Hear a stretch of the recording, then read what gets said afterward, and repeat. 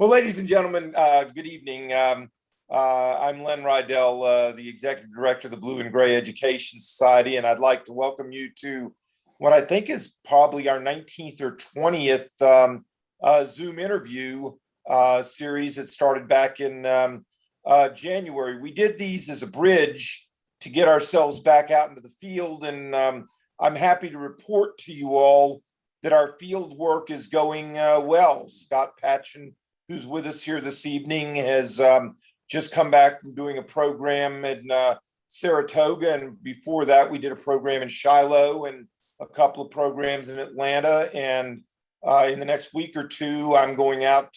We're going to do Custer with Neil Mangum over 9 days. And we're going to do Straits Raid with Brian Wills and Norm Dazinger. And then when we come back from that, July is just as busy with Scott Hartwig doing a program at Gettysburg, and Parker Hill's doing the retreat from Gettysburg, and Dennis Fry doing a couple of days down around Harper's Ferry with John Brown and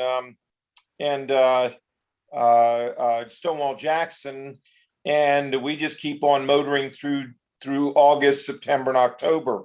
What we are doing, if you have not read the restrictions, we are shedding those as rapidly as the CDC and the insurance company will allow us to do. Thus far, everybody has been vaccinated. We take temperatures to start the morning. It's very unobtrusive. Nobody has been running a temperature, so nobody has been adversely affected. So we passed about 30 people so far through the system. If you're vaccinated, you've got a huge amount of latitude. We believe in social distancing, and if you've got your vaccine, we're checking those before each event. We're shedding the masks in the transportation and so forth, and we're getting on with programs. The only places where we still have some concerns will be where there may be local restrictions that are still in place, and or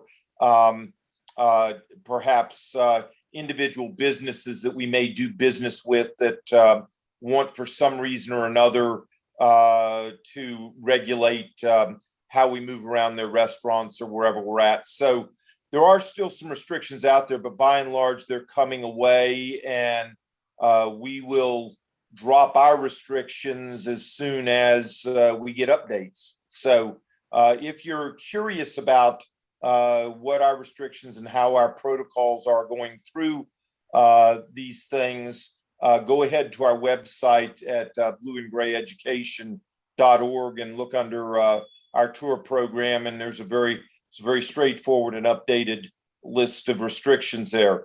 In the meantime, these programs have been offered basically to whet your appetite and to transition you to the opportunity to go on some of these programs. We take the transcripts of these, which are being recorded, and we link them to the registration form for the tour. In this case, Scott and Gary will be doing a program on George Washington, and I might, as a lead tease, tell you that this really could be considered the first of a 4-part series that's primarily going to be run by Gary on George Washington between the 4th of Julys of 1776 or 1777 and 1778. Yeah.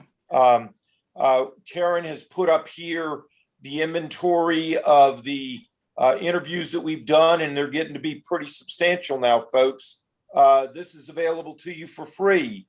Just go up and sign up for the BGS YouTube channel.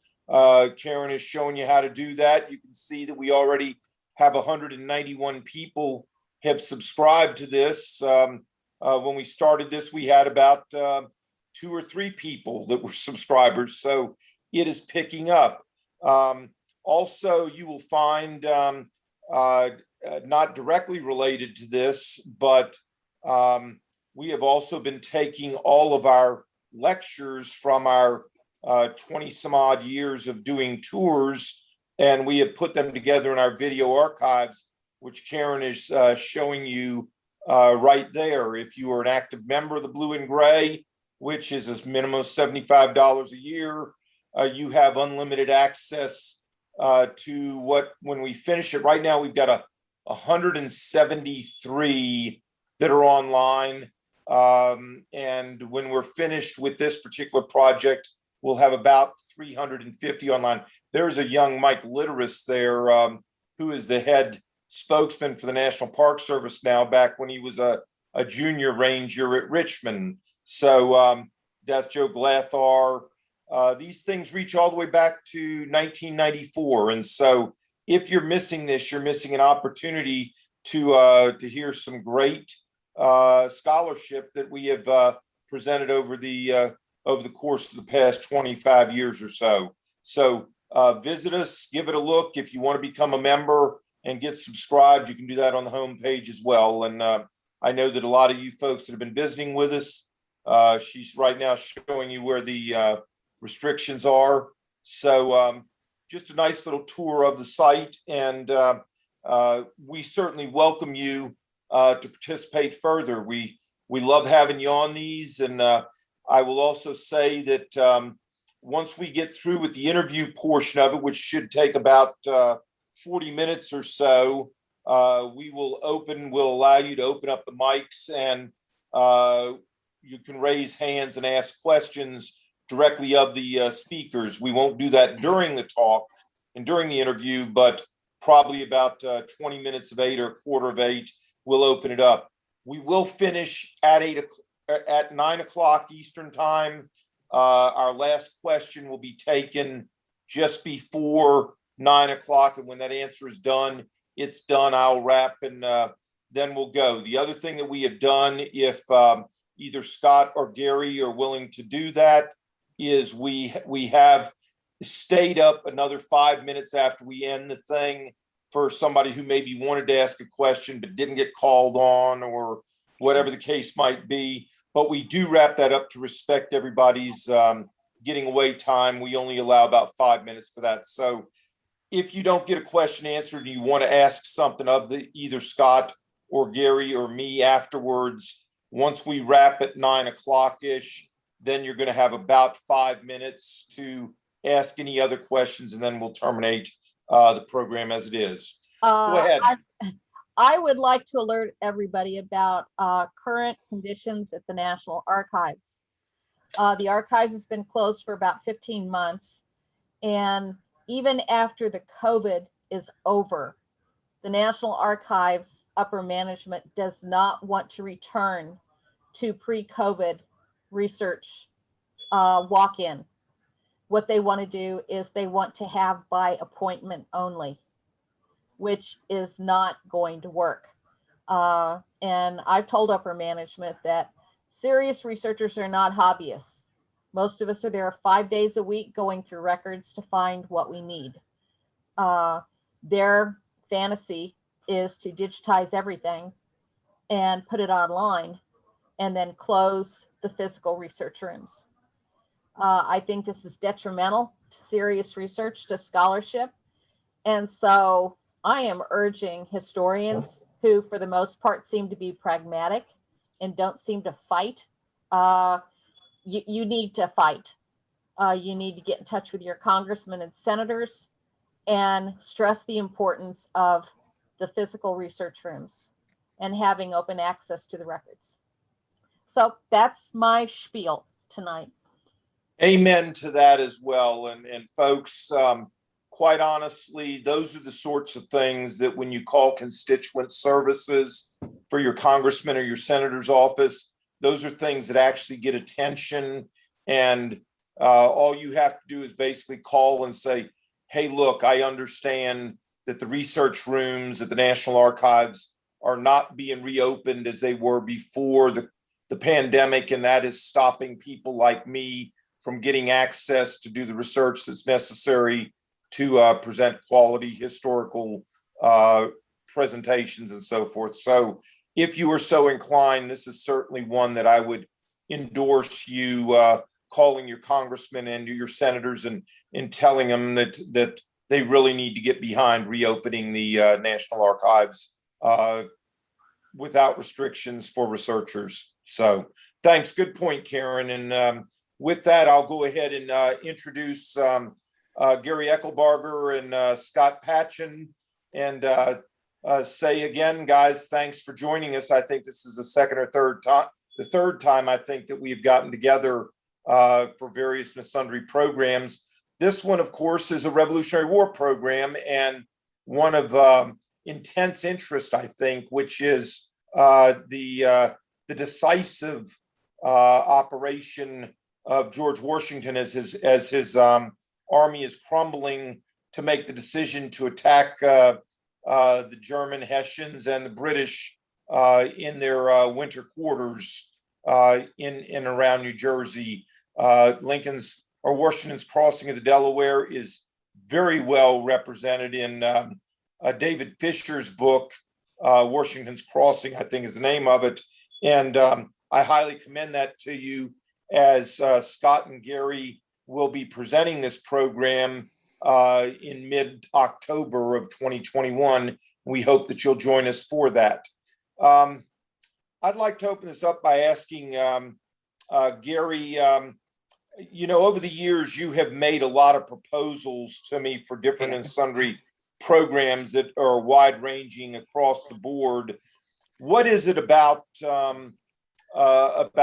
Trenton and Princeton that is most attractive to you and Scott that you wanted to offer this program? Well, thanks for that question. Of all the tours that we've done together and separately, and we've been doing these professionally since the mid 90s, this is the most important one for American history. and it's in a very short period of time. They call it 10 crucial days, and I get people a little irked when I say, well, really, it's 8.5 days. When you break it down from the actual start of the crossing to the end of the Battle of Princeton. So that even makes it even tighter. So it's barely a little over a week, but this is what American history is going to be hinged on, if it still stays America or not.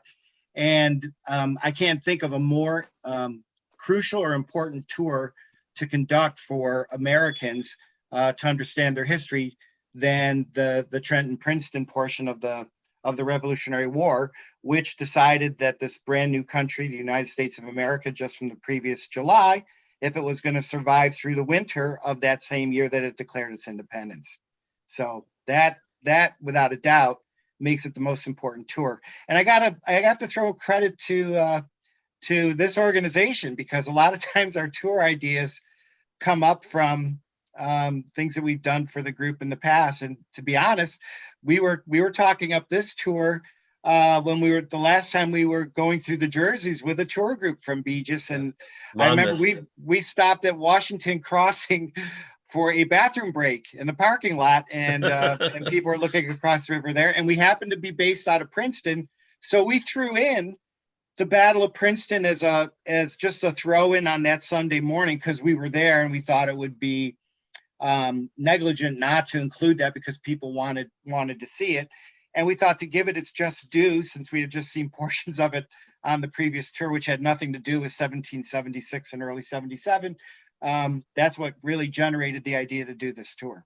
Yeah, and this tour is kind of the prequel for, we kind of been following everything through in 77. Right. Just wrapped that up last week. So yeah, this one's just the prequel. How'd we get there? It's not a hard sell to me, because I think this decision and this operation is simply breathtaking in its scope. I did this and offered it several years ago with my own interpretation of it, and as we were discussing in the prequel discussion, I think that things like this really deserve a lot of different looks, especially given that a lot of people perhaps have not read Fisher's book or have not seen and fully digested Jeff Daniels' work on the crossing that was done for the History Channel a number of years ago. I think it's just it's just, it tells you in a package a lot of things that many folks just flat out don't understand about the early American operations and who and what they were facing. So I'm really grateful that you all opted and asked to do this and look forward to doing this. In talking about this though, and again, most of our people are Civil War people, and we find ourselves stretching our programs into other elements because of things that do link together. Just for those who perhaps are not full well appreciative of this, where does this operation fit in the grand scheme of the revolution? Well, if you realizing that the revolution was 8 years from 75 to 83, this is all within still the first quarter of the actual chronology of the revolution. So, it starts, of course, with Lexington and Concord. When we say the Revolutionary War, of course, the revolution takes place even another 10 years before that. But when we're talking about the Revolutionary War from 1775 to 1783, this period is probably in that ending that first 20% of the war, and it's an interesting way to look at the growth of George Washington as a leader at this stage. We're seeing him coming off his most horrendous campaign in New York. And we start seeing the people that are serving under him in subordinate roles in their first successful actions as well at this stage. So it's really nice to see one of these very early war mini campaigns within the grand scheme of the revolution. But we're still very, very early in the Revolutionary War, which for those that don't know it, I mean, it has grand moments in 76 and 77, going into the summer of 78. And in certain theaters, it picks up again in other areas in 79 and 80, and it lulls, L-U-L-L, in the upper part of the country, and then picks up in the Carolinas in the late 70s and early 1780. So it's a very interesting war to follow from that stage. But 1776 was a monstrous year with multiple things occurring throughout what was the colonies, which became states during that year as well by the Declaration of Independence. I'd like to follow up on that question and address this to both of you. But I think it's really important to address maybe the New York campaign in a little bit more detail and just as a prelude to talking about this, because we know Washington comes to Cambridge Green, he takes command of the Continentals, he flushes the British out of Boston, and then the scene of the conflict, and that's a good thing. At that point, Washington has done well, and there are a lot of positive vibes. And then this axis switches to New York, and the prelude of this decision is, as you referred to, the disaster of New York. Could you guys just recap what happens in New York that puts Washington and the Continentals on their ass? Lord Howe is placed in command.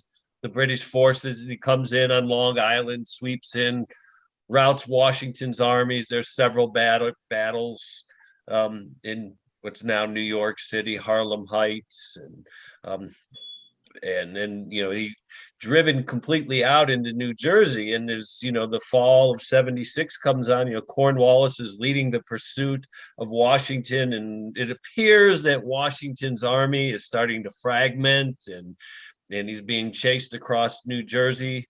And it's Gary had said before to set up for this tour. This is Washington. To the outside world, it looks like it's about over, that the British Army has him on the ropes. And when he plans this attack in December of 1776, this is a must-have victory. It's not the biggest victory, but the defeats in New York, the retreat and the attrition across New Jersey was just something that had to be stopped. And so you can see Trenton's going to be a break the momentum that the British with their Hessian allies had going for them in late 1776. And Gary, do you have it? Would you like to add a comment on the devolution or the structure of the subordinate leadership that Washington has and what has happened to the leadership? Yeah, what's happened through the campaign, he's gonna to get ahead of the game after this, he's gonna have to form a new army because the terms of enlistments are going to be up at the end of 1776. But he doesn't have much of an army left toward the end of this anyway because of what happened in New York. And I'm really getting into numbers. We published a friend and I published new material on Valley Forge entry force, which is catching a lot of interest. But I think the numbers are, when you look at the number of effectives versus available, it's hard to put things on an apples to apples comparison. But Washington probably had well over 20,000 men in New York. And back then the Army was not designated by its state name. It was called the 1st Continental, the 2nd Continental, the units within there. He still had his subordinate commanders, which will later on serve greater roles. People like Lord Stirling and John Sullivan and Nathaniel Greene, of course. And he still has Henry Knox as his chief of artillery, who's going to be a stable asset to him throughout the course of the entire Revolutionary War. Although I think Henry would have been better served after the war if chicken McNuggets were invented earlier than the 1900s. But Washington's force was probably over 20,000. Maybe I've seen estimates of 28,000 in New York. He didn't have 28,000 present for duty, but he definitely had numbers over 20,000. And he'll have future presidents serving as a lieutenant near Newark when they're retreating, James Monroe, count the troops that pass. And at one stage, he's only counted about 3,500 or so. So the Army really has shrunk tremendously. As dramatic as the campaign is, I gotta say, and maybe it's going to divert from what you've had presented before there, Len. It's good points of discussion. I think at times it's been over dramatized. And I'll give you a quick idea. The notion that Washington's army was down to just the 2,500 men that attacked at Trenton. Yeah, well, that's how many attacked at Trenton. But I think people should realize that the roles that were called 3 days before the attack on Trenton, Washington had 10,000 men on the Pennsylvania side of the river. So I look at Trenton as a plan in which he knew how many men were across the river after he was on the Pennsylvania side. He really should have expected to win that battle because he definitely had an overwhelming force. So he is losing tremendous numbers of men, though. He's lost over 65% of his army. And the biggest problem with Washington is, as Scott's alluded to, it's a desperate time because even though he has safely pulled his people out of the Jerseys and crossed over the Delaware on the Pennsylvania side, those terms of enlistments are about to expire, and then his army's gone. Where do you think? I want to follow this line of thinking for just a moment. It seemed to me that there was a good build of confidence between Washington and his subordinates when they were operating in and around Boston, and even when they get to New York. And then I think I'm stunned by the missteps of people like Nathaniel Greene and Charles Lee and so forth. The question, though, is, in your experiences, do you view that Lincoln or that Washington has lost confidence or had his confidence in these people's capabilities shaken, or does he go to encampments in Trenton in and around Washington's Crossing area with full confidence in his subordinates? My opinion on this is that, and when you brought up Green, for example, he's the one that made the call about Forts. defending Fort Washington. Yeah, And it ended up costing 2,800 men in that terrible assault on November 16th. And Green actually offered to resign after that. He was beside himself. Henry Knox was his sounding board, his confidant, and the letters exchanged those two show that Green was really, really shaken by this. I don't have evidence that Washington propped him up so much, but Washington has a nice little pragmatic way of forgiving people because everybody makes mistakes.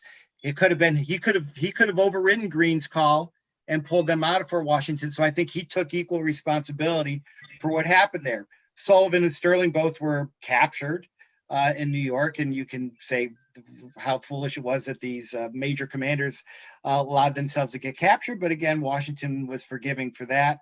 And he'll be very trusting of John Sullivan when a lot of modern historians don't believe he should have been. So I think Washington has that act of forgiveness in him. And you'll see that even with former adjutants like Joseph Reed, who wrote a very slammed Washington in a letter that he wrote for Charles Lee that Washington got the gist of and kind of knew what Reed said. And Washington, and we're going to talk about this on the tour, Washington had a neat little way of bringing it to Reed's attention. Hey, I know what you said about me. And they let it go. From that point on, Reed was still very helpful for Washington. And Reed is the one that actually suggested the attack plan for Trenton, or at least reinforced what was already in Washington's mind. So yes, the answer to the question is Washington probably has his faith shaken a little bit that they're making these kind of mistakes, but he looks at them as protractions of himself. They were his mistakes as well, and they're all learning from them. Let's fast forward to December, mid-December of 1776.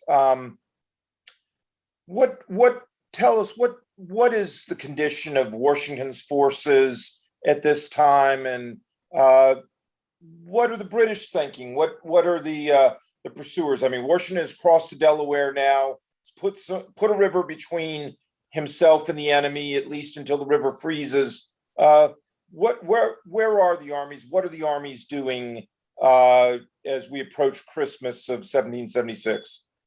I'll take it back just slightly. His army's crossed in several days.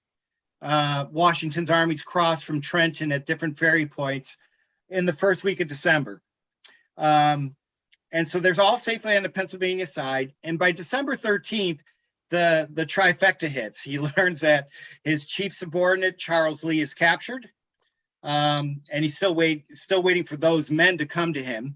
He'll learn that Congress has is leaving Philadelphia to take up their next position capital, which will be in Baltimore.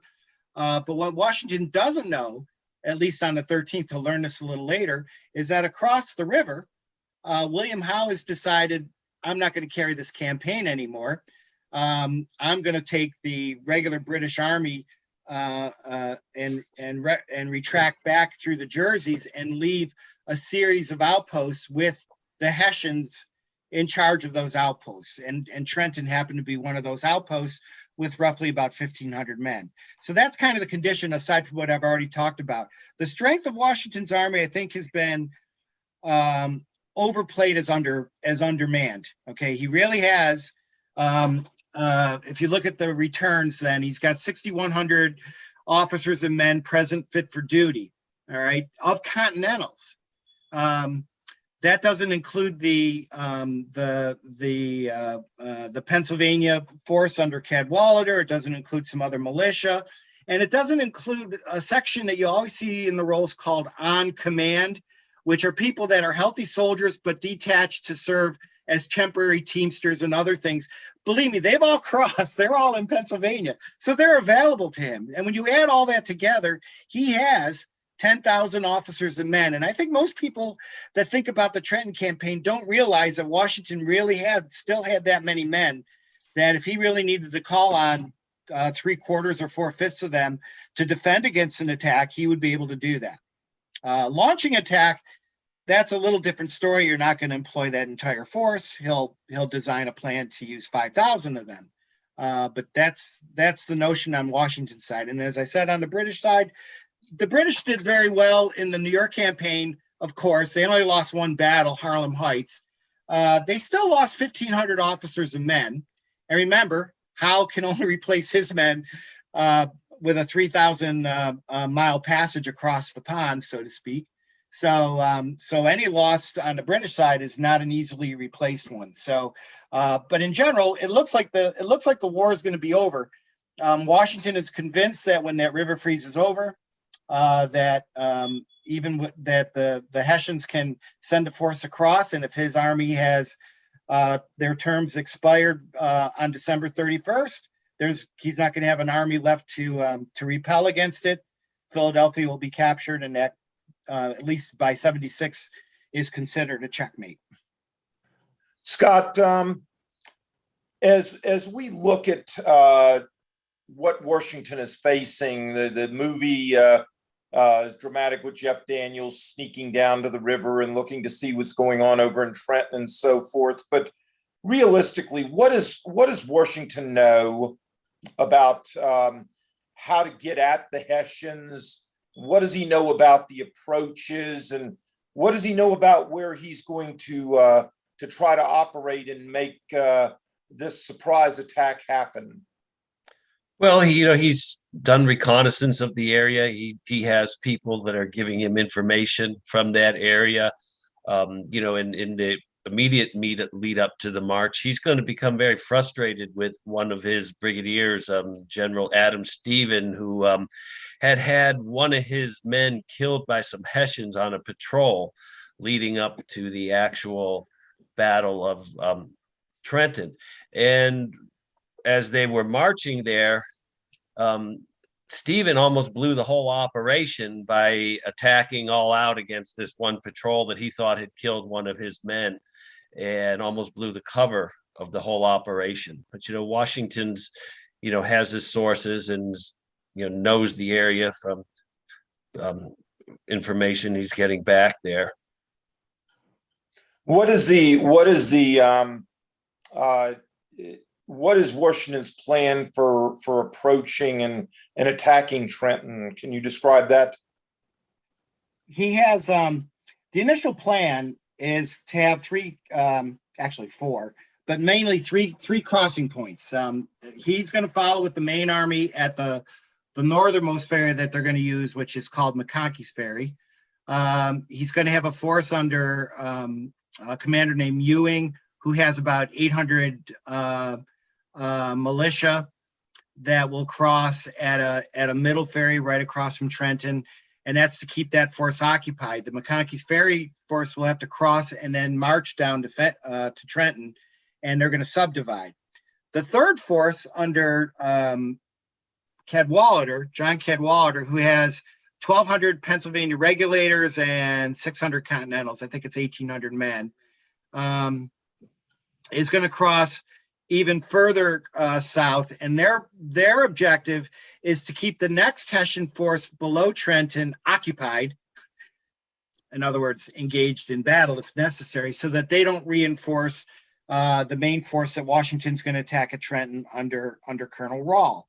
So the notion is you really need all three of these to occur at the same time in Washington's plan. So that's plan A, right? That's the plan as it's designed. So the composition of Washington's crossing force at McConkey's Ferry will vary anywhere in estimates between 2,400 to 3,000. You'll see it written in various ways. Let's just say 2,500, plus Ewing's force of around 600, plus the Cadwaladers. You're probably looking at about 5,000 troops that he has planned for the attack. It's supposed to be a surprise, of course. the point I'm trying to make in all this is that, at least I'm going to try to bring this out, is that this isn't a real Hail Mary, because 5,000 men, Washington, as Scott has mentioned, is through reconnaissances, or is it reconnaissance?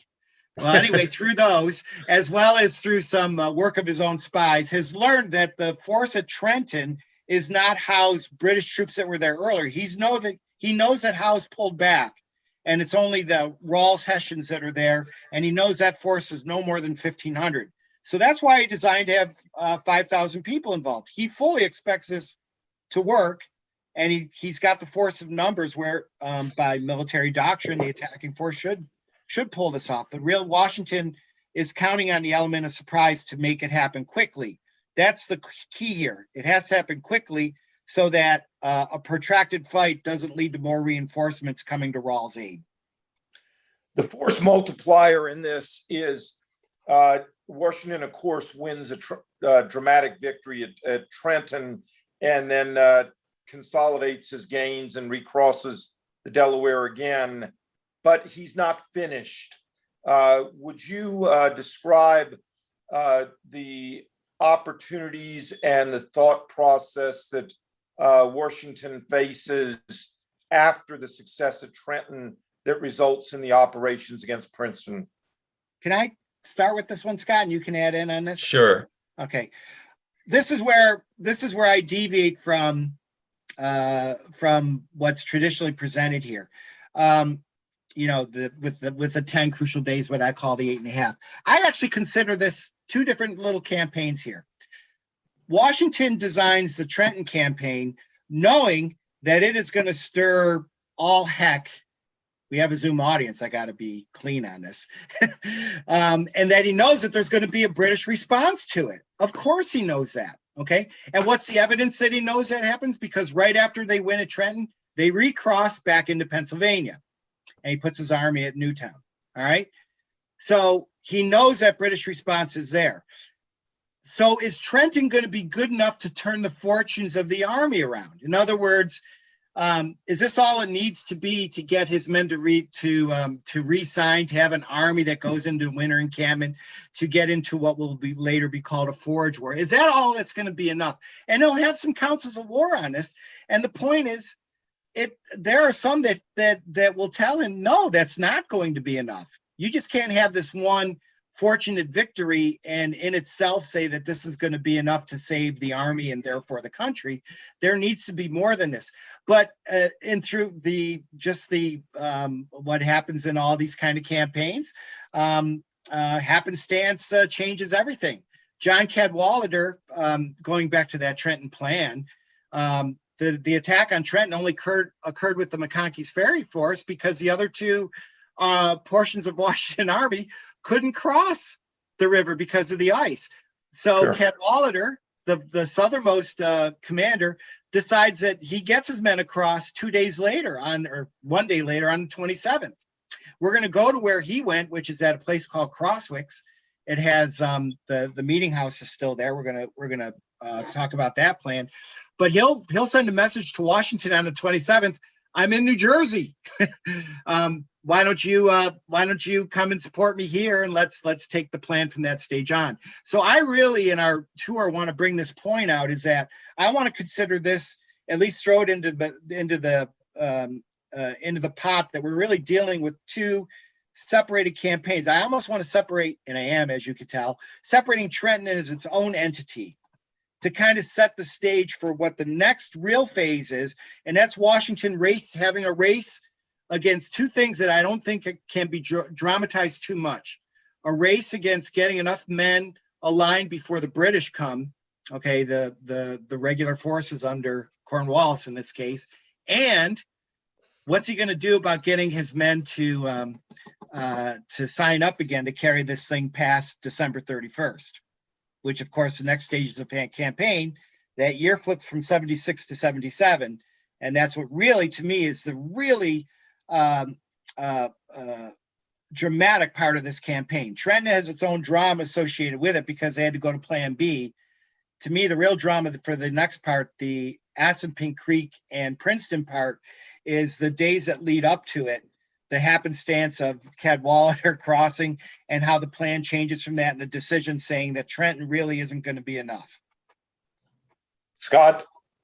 Yeah, and I just like to add in, what Gary's saying about this being two almost separate campaigns, because the second campaign with Assunpink Creek and Princeton is the result of the British response to the success that he had at Trenton. The Hessians had been wiped out, but then you've got Lord Cornwallis is put in charge of bringing down the British regulars to set things right with Washington, and there'll be engagement along Assunpink Creek, and Washington's going to pull off that night march to get around them and get up to Princeton and force them to attack him, and it'd be some real dramatic moments there. But I think that night march there that Washington pulls off is one of his best moves of the war. And again, this is on a smaller scale than some of the stuff we've looked at in the past, such as Brandywine, Germantown, and Monmouth. But it's still, the ability to do that, pull that off with it. And again, this is a pre-Valley Forge army before the training and things, and how Washington, he had to plead with the men to stay on a little bit longer for this campaign. He's telling the men, look, this is for your wives, your families, and your houses. We need to do this. We're all in at this point. And so it's, Washington's actions there just really, bring it together and demonstrate a lot of the personal leadership there that we'll get out of. I don't want to get ahead to other things, but. Well, what strikes me is I looked at this and considered it, and I think that there's great validity to your point that it is two separate campaigns that are constructed literally back to back.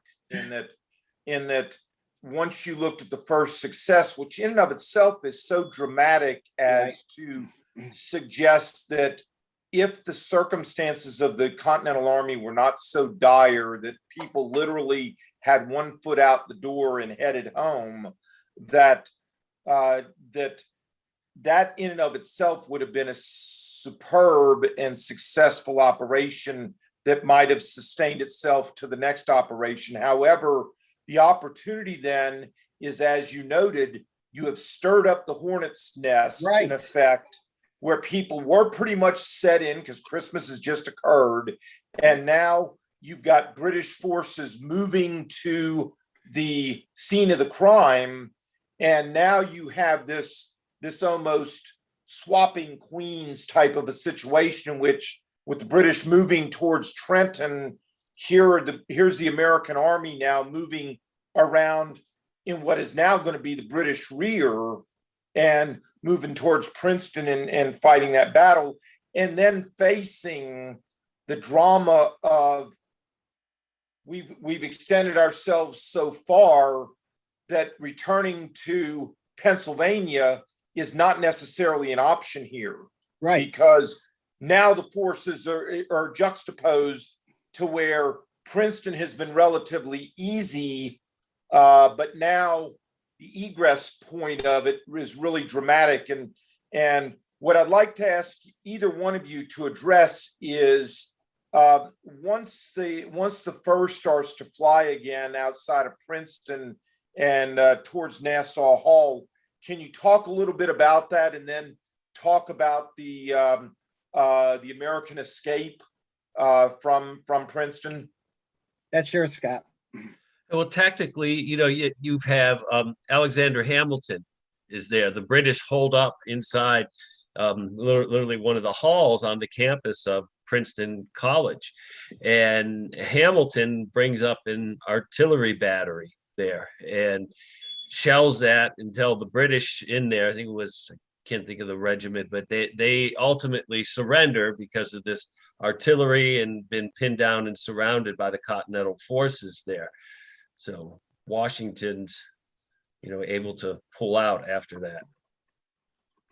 And the notion about him not bringing it back to Pennsylvania, the wise move was what he does over the next few days. When he moves up to Morristown, that's the British supply route. So they can't they can't stay against the Delaware River. They got to pull back because of that. And so it was a nice calculated move where Washington can set himself up on the heights around Morristown, where he's well protected against any attack. But at the same time offers that threat between two British forces, which means that Cornwallis just has to pull all of his men back behind the Raritan River. We're going to go over all this on site, but that's the underappreciated move that Washington makes by staying in country, meaning in New Jersey, to keep the British withdrawn from all those huge gains they had in New York. And you can't, as I said, some things are so over dramatized and some are underappreciated. The fact that Washington at Assunpink Creek and at Princeton is beating those British regulars, not by a surprise attack like at Trenton. The Princeton thing's just a chance meeting, but the Assunpink Creek battle is a planned out battle in which American retreating forces keep drawing the British in. American line is well seen. British, as they did at Fort Washington, well, we're gonna can rout these people by just charging their position, and they'll learn it's a whole different ballgame now. So that's why I really think these two separate actions are the way we need to think about this as two different really mini campaigns. And the last thing I'll say at that end too, when it comes to even things like Thomas Paine and the American Crisis, these are the times that tried men's souls. That is usually played out in secondary sources as pumping up the men before Trenton. I have no evidence that anybody read that before the Battle of Trenton, but it's published in Pennsylvania newspapers on December 27th. That's after Trenton and before Assunpink Creek and Princeton. I think the American Crisis inspired the men to stay in the ranks, to re-sign for those that had it read to them or read it, and inspired them not for Trenton, but for Assunpink Creek and Princeton. A last question on the campaign itself. What impact does this have on the British?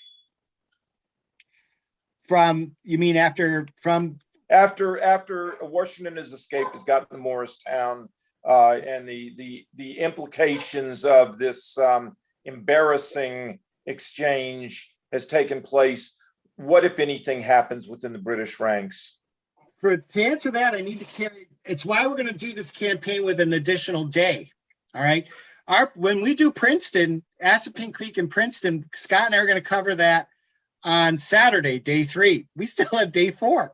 So the important part of this campaign goes to the bridge to the next one that we run through this organization in the summer of '77, and that leads to the Forage Wars. And my whole point is, when Washington pulls that force up to Morristown, there's really not much of his Continental troops. He has to reform his army.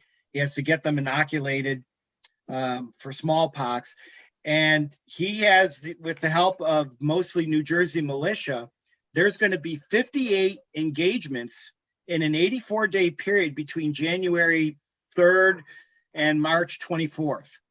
58. And what ends up happening as a result of Trenton to Princeton and that campaign is all the British gains from the New York campaign and the pursuit of Washington through the Jerseys have been 100% reversed. Howe is now pulled all the way back behind the Raritan. He has most of his forces in New York by the late spring and early summer of 1777. And the number of losses he has suffered is tremendous. He has, just from December 26th onward into the late winter of 77, 2,900 losses. 2,900. That includes all the men captured at Princeton. That includes 900 losses in those 58 engagements of the Forage War. You break it down, it's like 15 British losses per skirmish. Well, 58 skirmishes adds that up, doesn't it? And then Sure. the losses at Princeton itself. And Howe is unable to carry on his operation against Philadelphia by land. And so it's a complete reversal. In fact, and I think Fisher brings this out, is that if you looked at his total force when he was about to knock Washington out of New York, he had maybe 32,000 men under arms. Now, I think that's a little overplayed because that's present, but not really present for duty. Maybe 24,000 present for duty. By the end of January, he's down to 14,000, and he's asking Germain for 20,000 more men. So that is, without a doubt, is the impact of this very crucial part of the campaign. Is it completely reversed all the British gains. Scott, for folks who want to prepare for this, to either participate or just to learn more about what we've talked about tonight, could you do a literature review of what folks ought to read to prep them for these programs? Sure. There's two primary sources, and the one is by far the best. It'd be Washington's Crossing that Gary's referenced by David Hackett Smith. Excuse me, I've got a dog issue here. David Hackett Fisher, and then the other one that's detailed is a few years older than Washington's Crossing is Winter Soldiers by Ketchum. Ketchum's also a good writer on there. There's also a book called Victory or Death. It's an intro book. It's kind of a smaller book. The historian Mark Malloy, I've heard him speak a couple of times, and he probably could have done a lot more than what he did with that. Okay. Let's say for that too, watch Washington. You already referenced it. Watch Washington's Crossing with Jeff Daniels. Yes. Oh, I meant it. Yeah. You can see it on YouTube. Yeah. Even though some of the scenes are fictional, it's a great movie. I think Jeff Daniels makes one of the better Washingtons out there. Very realistic portrayal. I think he much more down to earth kind than what you see in some of the other portrayals. I agree with Scott. His Washington is just the way I would. He looks the part. He's Jeff Daniels is a very tall, filled out guy. He was even then when he was in shape. He was about the same age of Washington at that time, and that demeanor he has in that movie, I just think is a perfect portrayal of him. And Scott, it's based on a novel. I mean, Alexander Hamilton in the movie is Washington's aide. Yeah, and that's not the case until Hamilton's engaged in hand-to-hand combat with the Hessians and things. As Washington's aide de camp, and he's going to go. It's a movie. I don't allow myself to be distracted by a good movie because it's doesn't fit into the historically accurate role. Right. Well, I liken that the movie that Tom Selleck played Eisenhower, Ike, right before D-Day. Yeah, that is a compelling movie, and I think that Daniels pulls it off very credibly in his manner of approach and so forth. And there you really do get an appreciation. All joking aside about his role with Dumb and Dumber, he not only delivered on a very complex and sensitive subject, but he delivered in a compelling way that helped you understand it. The only thing, and of course, because the nature, it's not a long movie, the problem with it as I see it is that I really think that while Trenton is so dramatic, just like the achievement of D-Day and the first day's successes, there is so much that follows after that it is very easy for people to get sidetracked and forget that this was the entry act to a spectacular symphony of operations that changes the complexion of the war. It's substantial. I am reminded of a parody on a network where a talk show host was putting it together, and he says, "Do we have any questions from the audience? Do we have any questions?" No questions. So let's talk again a little bit more. So, folks, if you have some questions, please don't be shy. There aren't any dumb questions. Failing that, I've got a few more things that I would like to raise with the guys. Maybe you just find our conversations between us engaging, but we are open to your questions now.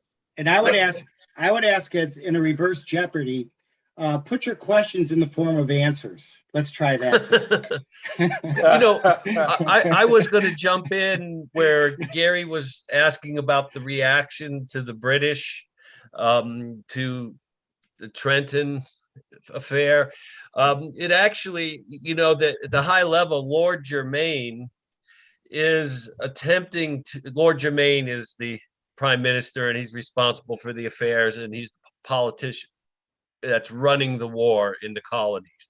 And he is actually trying to place blame for this on General Guy Carleton, who had won the Battle of Valcour Island and cleared out Lake Champlain. And but it was already getting into November, and that's up on the Canadian border, and it's getting cold, and he's not going to be able to continue southward. So he has to pull back to Canada. And Lord Germain actually tells him, well, you went into winter quarters too soon, and you allowed them to concentrate on one of General Howe's outposts. And Carleton deftly replied, he said, well, General Howe, who was in climates significantly south of where I'm operating, went into winter quarters before I did.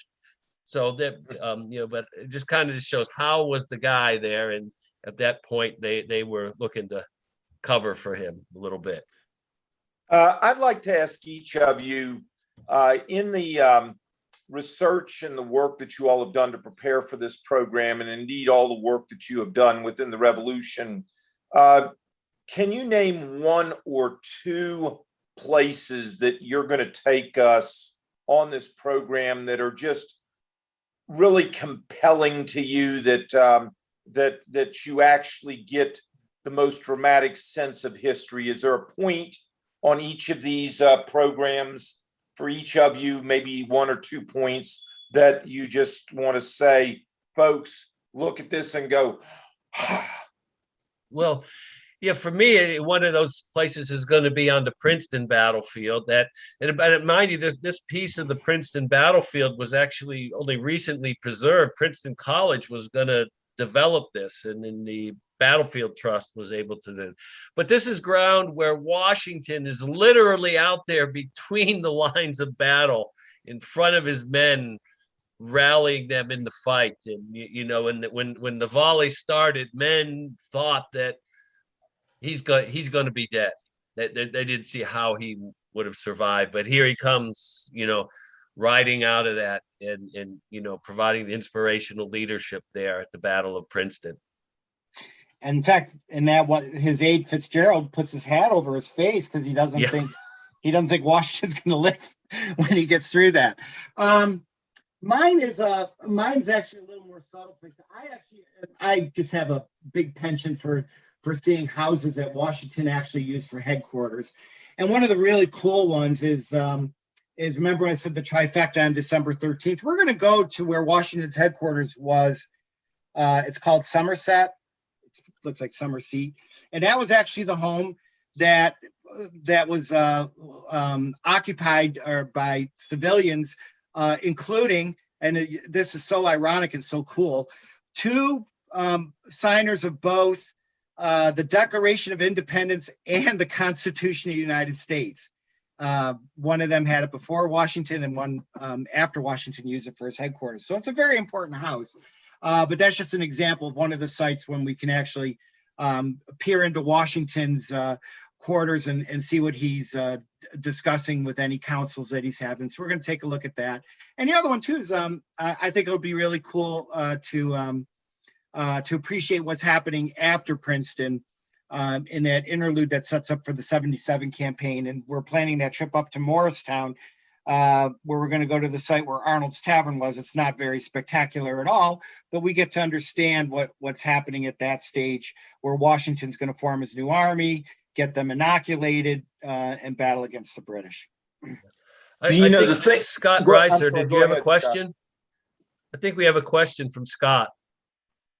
Yeah, thanks. I'm Gary. Good seeing you again. I took some tours with the old Civil War Society. Yeah. Well, welcome aboard. I take issue with the the point you're making about the dramatization, that Washington attack may be over dramatized. Washington's army coming across New Jersey was a defeated army, whipping away few American armies have been until the end of the Civil War. Right. The whole country was starting to lose faith in the revolution. Soldiers were deserting by the hundreds. The government was running away, for crying out loud. That was the one opportunity the British had, and had a field commander not quite as passive as Howe, could have ended the war right there. When I said over dramatized, That's the moral courage that Washington showed. right. When I said over dramatized, I didn't mean by what you just described. I'm saying that some authors have really downplayed numbers. That's all I was getting at. The condition of the army you talked about, 100%. I agree. I mean, you can't over dramatize that. And I thought I covered that with that. Yeah, that's what I had mentioned about the retreat coming across New Jersey. That army was fragmenting, Right.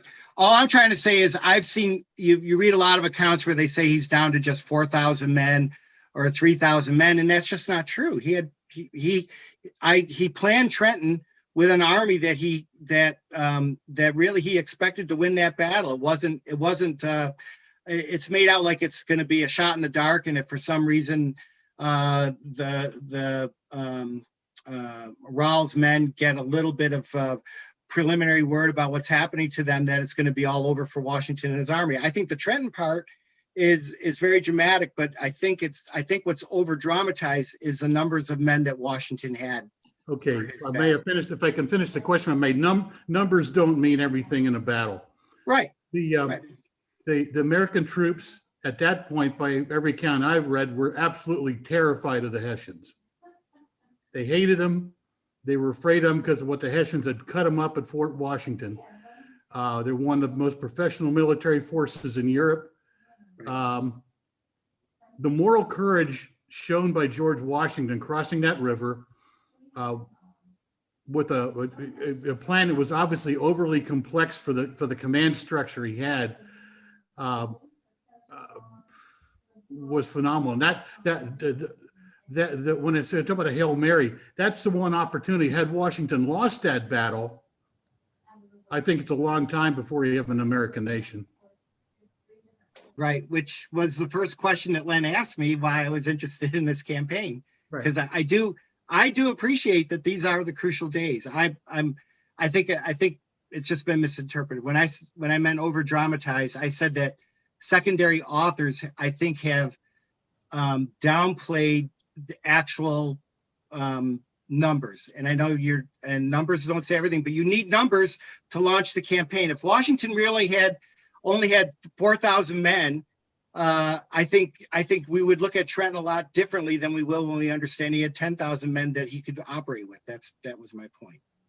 And I also think that going back to the movie and remembering there was a dramatic, and certainly the director intended to leave the impression that Washington was hanging literally on the arrival of every reinforcing force that was going to come in, that in and of itself, the force that he was sitting with was inadequate for what he had hoped to do. And so consequently, he's out looking for people that are marching to join his forces. And that becomes compelling, especially when put on top of the confrontation between Gates and Washington in front of the staff, in which Washington says, escort Gates out of the camp. And if he screws up, shooting. I think that does belittle the point. But Scott, I think your point is well taken. Is that the character of Washington, the alternatives, quitting is not an option, certainly, because quitting is a death sentence for the leadership of the Continentals, and certainly it is the end of the dream of an American nation. There's no question about that. And so Hollywood, always taking their point, would certainly use that point to say, I mean, can you imagine how they'd handle A.P. Hill's arrival at Antietam? if they ever did that. The nation hung in the balance, and Hill arrives from Harper's Ferry. Right. And the last thing I'll say in that too is that when and we're going to end our first day with the crossing, and we'll be on the Pennsylvania side, and Scott's point, to even make it more dramatic, Washington's going to be sitting on an old abandoned beehive. Thank goodness it's abandoned after this crossing. And he knows that this thing was supposed to all be launched before daylight. And he's already got word from Cadwalader. He doesn't know that both of his southernmost flanking forces aren't going to be able to manage the river, but he's got an inkling of that already from a message from Cadwalader. So he knows that the force that he has across at McConkey's is going to be it. So this is where it really gets dramatic, not in the initial planning stage, but when he realizes, as he's sitting on that beehive, should I call this whole thing off? Am I going to be able to? Now I need to make this a surprise attack more than ever before, because the only forces I have working on this are what cross at this ferry, and I'm already so late. Should I just call this whole thing off? And I think it'll be a great place for us to end the first day. But you can't be any more dramatic than that, and that's what we're going to pick up the day after. What I'd like to finish with, because it's now 9 o'clock, guys. Okay.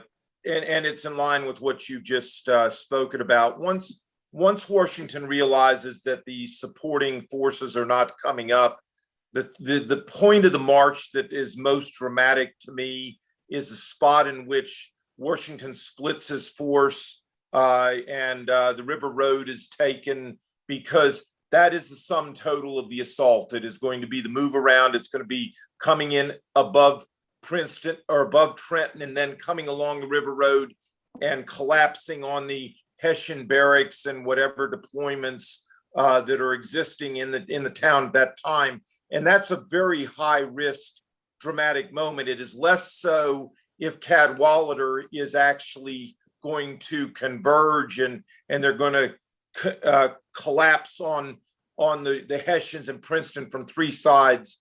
But the fact that Washington has divided his force, either one, if discovered early, the game is up, the forces are divided, and the chances of a dramatic destruction of a large portion of Washington's force is a very real possibility. So, ladies and gentlemen, it's 9 o'clock. As I said, we're going to finish at 9. Gary, Scott, really looking forward to this. It's going to be another exciting program. For those of you who haven't been out, I think, Scott, you've been out with the dynamic duo before as Batman and Robin, but they do put on a very comprehensive program, and you'll not be bored at any point with it. So if you're interested, I'll have a registration form up here in a couple of weeks, and we'll certainly look forward to seeing that. Scott, Gary, thank you for joining us. And until the next time, good night and farewell.